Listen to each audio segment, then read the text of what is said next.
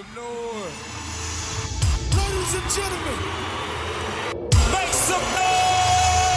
This is where the culture lives, in the mix with Vix. Period. Hosted by Creole Vixen, the podcast you've been looking for with music, fashion, culture, entertainment, and all the social media juice. It's Creole Vixen in the mix with Vix, the podcast. Hello, guys and girls. This is your girl, Creole Vixen, back with another episode of In the Mix with Vix. I know I've been gone for a long time, but I'm back again. Don't call it a comeback. I guess you can. But how have you guys been doing? I miss you, loves. We're going to try our best to make this a weekly segment, giving you guys the tea and, well, not just tea. I don't want to do gossip, but, you know, maybe just a roundup of the week's news, both entertainment, local, national. We're going to do a little bit of everything. Anything that's going to spark you guys' interest. I mean, if you want to suggest some stories, feel free to hit me up on my Instagram. My Instagram is Creole_Vixen_. Let me know what you want to talk about. And I mean, bring some news to my attention if there's anything. I'm open for suggestions and I'm open to talk about mostly everything. I like to try to stay away from mess. Only if it's relevant mess, but we kind of want to stay away from the Instagram models and the no-name rappers and who's sleeping with who. We kind of want to stay away from that, but we'll give you some news and you know what's going on social media and things like that. Check this out. So if you guys don't know, just a couple days ago, today is Thursday. So on Wednesday, I'm sorry, I work overnights. I can't even keep up with the days. So on Wednesday in LA, Tupac Shakur, the late rap legend, received a star on the Hollywood Walk of Fame. His sister was on hand to receive the honor, along with a bunch of other friends from the industry, to celebrate his life and his accomplishments. And it's crazy because now it seems like there's more and more people finally getting their Hollywood Walk of Fame, and you start to realize that there's actually a lot of deserving people who haven't received a star yet. Because I mean, recently we've had people like Jennifer Lewis, we've had people like Ludacris, you know, Angela Bassett, you know, different celebrities like that, The Rock, Vin Diesel, finally getting stars on the Hollywood Walk of Fame after these long careers. And it's just kind of crazy to think that someone like Tupac, who's been gone for about 20 years at this point, is just now getting a star on the Hollywood Walk of Fame. But I mean, needless to say, it's still amazing. I'm glad that they're also starting to recognize a lot of rap artists now, especially, you know, with other honors such as the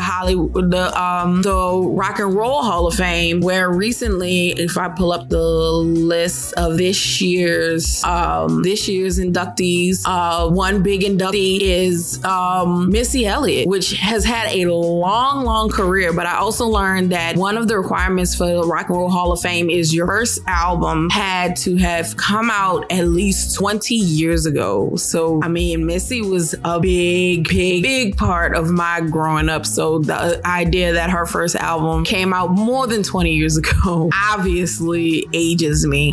Some of the other nominees for this year's Rock and Roll Hall of Fame includes George Michael, Sheryl Crow, Willie Nelson, and the Spinners. So congratulations to those guys also. Now, unfortunate, tragic news. Recently, we had the passing of DC Young Fly of Wildin' Out, actor and comedian. His longtime girlfriend and the mother of his 3 children passed away last week at the age of 30. Sorry, guys, I'm trying to remember her age. She was about, I believe she's 32 or 33. I believe she's 32. But she passed away last week. There's no confirmation on her cause of death, but people have been saying that it may have been due to complications after getting plastic surgery. People are saying she flew down to Miami to get a mommy makeover, which, if you guys don't know, it's a tummy tuck, a breast lift, and could even include things like a facelift and you know, liposuction and maybe even a Brazilian butt lift and things like that. And so that has kind of been causing a argument and controversy and discussion about the dangers of all of these these plastic surgeries and mommy makeovers and the idea of bounce back culture after having kids, because let's be honest, I mean, she had 3 kids, and a lot of moms know that not all the time your body goes back to, you know, what it was. And I mean, we really do need to get out of this culture of the idea of bouncing back after baby, and so soon after baby also. But in the end, no matter what your opinion is about mommy makeovers and her and DC Young Fly not being married and having 3 kids and being together so long, no matter what you think about it, at the end of the day, we just need to send condolences to DC Young Fly, because I mean, it's hard. It's all going to be a hard road ahead for him. He's now a single father of 3 kids, 3 young kids. Their youngest isn't even a year old yet. And no matter what your opinion is, I mean, we just have to be kind and respectful about what someone is going through, no matter what you think about the situation, or trying to place blame on her, or trying to place blame on him, or accusing him of maybe trying to push her to get back to her old body or anything like that. Because at the end of the day, he is still a man in mourning over his longtime partner, the mother of his kids. He has to deal with the tough issue of not only mourning, but also helping his kids mourn and help his young kids understand that their mother is gone. And, you know, she has a family also that is dealing with her sudden passing. So, I mean, please be kind. Just sing your thoughts and prayers his way, to his family's way, your sympathy, and try your best to leave it at that on social media. Because I mean, a lot of these celebrities, they read this, and I mean, they don't need this extra pressure and guilt and pain because you want to try to be funny or try to make a point or just trying to get likes. Just think of if you were to go through something like this, because at the end of the day, celebrities, they're human just like us, and they go through a lot of the same things we do. So if you were to have your spouse or a family member pass away suddenly, I don't think you would want anyone in your ear trying to guilt you for it or tell you, oh, well, why didn't you marry them, and why you this and why you that, because it's not the time for that. I mean, it's already a rough road. Grief is a long-term rough thing to go through. Trust, I know, because grief sticks with you forever, and I don't think a lot of people realize that. But just please, no matter what your comments are, just please be kind, because we definitely need to be kinder to each other. Another story that has sadly come out recently, last week, a woman, I'm sorry, let me jump in from story to story. Let me pull up this story. A woman named Ashiki Owens. A 35-year-old woman named Ashiki Owens was shot and killed by her neighbor in Ocala, Florida last week. According to her family, she's had a long-standing feud with this neighbor, and many neighbors also said they've had a long-standing feud with her neighbor Susan Lawrence, who's 58 years old. She's a 58-year-old white woman, and Ashika is 35 and a black woman. But many neighbors say they've had ongoing problems with this neighbor. She's definitely not a fan of kids. She's always, a lot of neighbors have said she's gone after the kids, especially Ashika's kids, and have complained about them playing near her property, playing in the field across the street, just causing problems, shouting at the kids and things like that. And evidently things came to a head last week as the neighbor, Lawrence, started, according to Ashika's family, is that she was screaming racial slurs at the kids, fussing at them for playing near her property, and at one point picked up a skate and threw it at one of her kids and hit them. So when Ashika went to confront her about throwing the skates at the kids and cursing at them with her 9-year-old son in tow, the neighbor shot her multiple times through her door, killing her in front of her child. So Lawrence has finally been arrested. She has been charged with homicide. No, she's been charged with manslaughter. And I know a lot of people complain and they say, well, why is this not first degree murder? Well, I know at least here in New Orleans, first degree murder means premeditated. So that wouldn't be the case. And it also would be hard to prove. And also manslaughter is the minimum you can give somebody. I mean, if you go to trial, a jury can also find someone guilty of a lesser or higher crime. So I believe manslaughter is the minimum they can start start with. I mean, charges could get upgraded. The police chief has said that the neighbor's claim of self-defense and stand your ground, which is a controversial law in Florida that has been used in the defense of the Trayvon Martin case and several others. The police chief came out and said that this is definitely not a case of that, especially since she shot through a closed door. So Ashika was not an immediate threat. So he has said that this isn't a stand your ground case or a case of self-defense. So they have arrested her. She is charged with manslaughter. She could face higher charges as the investigation goes. We just have to be a little more patient about this and not jump to conclusions. But at least she is now behind bars. Unfortunately, there's 4 kids without a mother. So also pray for that family. But we will see what happens, because we do know that some of these cases, we win some, we lose some. We get George Floyd, but we don't get Breonna Taylor. So we will see where this goes.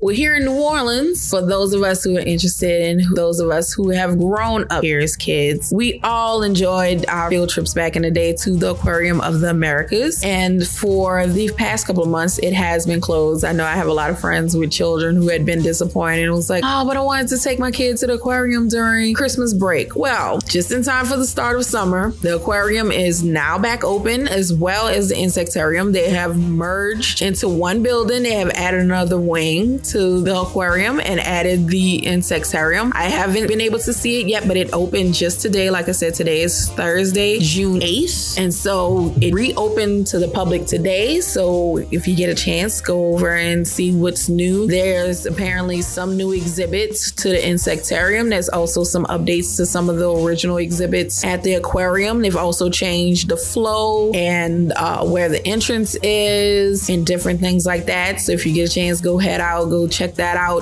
because I know a lot of us grew up with the aquarium, and I mean it had been the same since a lot of us were kids. I'm 34 going on 35 years old, and maybe a couple years ago I went to the aquarium with my godson, and it was the exact same except for a few exhibits that they had added over the years, but for the most part it had been a lot of the same. But it's kind of good that they're doing a little bit of a refresh, kind of keeping it new and things like that. But a lot of the exhibits that we remember, like the jellyfish and the white alligator and the Gulf of Mexico tank and the big arching tank that you walk under, a lot of that is still there. And like I said, they've merged it with Insectarium now, which used to be actually across from Canal Place originally, and that closed. So now it's all in one building. I believe that you're gonna pay for one price. Don't quote me on that.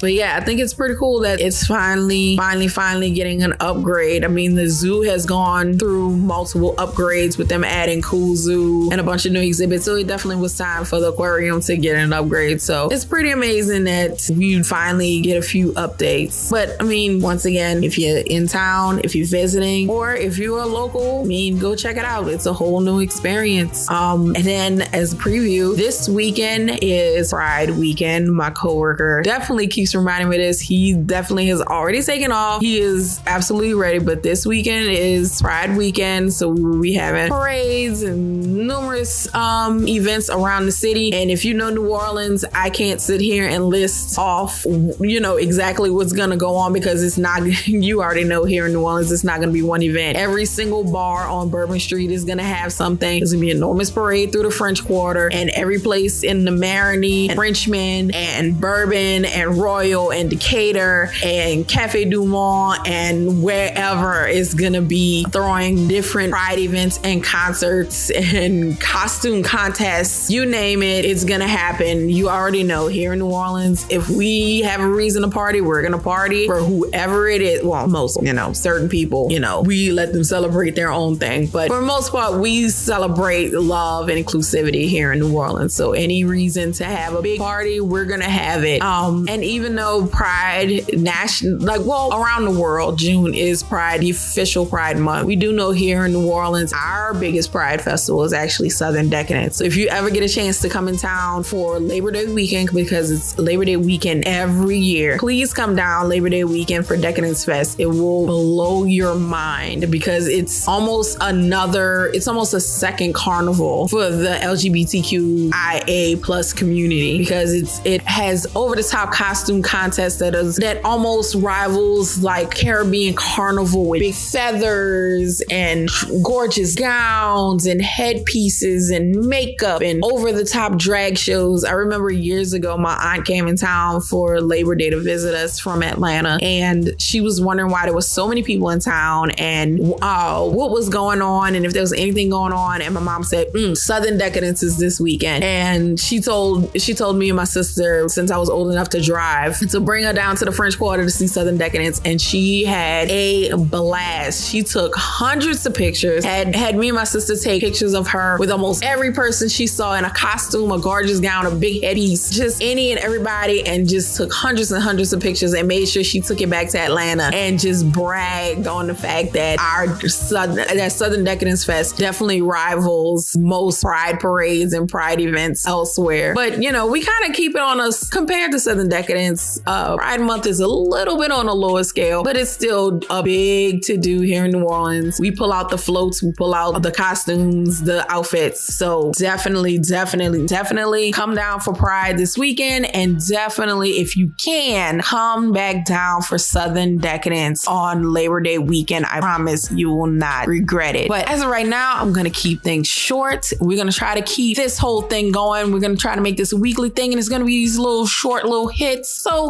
just kind of get you going, get you grooving, fill you in and keep you in the loop. This is your girl, Creole Vixen, and this has been another episode of In the Mix with Vix. Make sure you subscribe to my podcast channel, which is In the Mix with Vix. This will also be posted on the All But Yeah podcast page along that I share with my fiance, Retro Rel. So we're going to keep those things going. So once again, love you guys. Thanks for sticking with me, and you have a wonderful, wonderful week.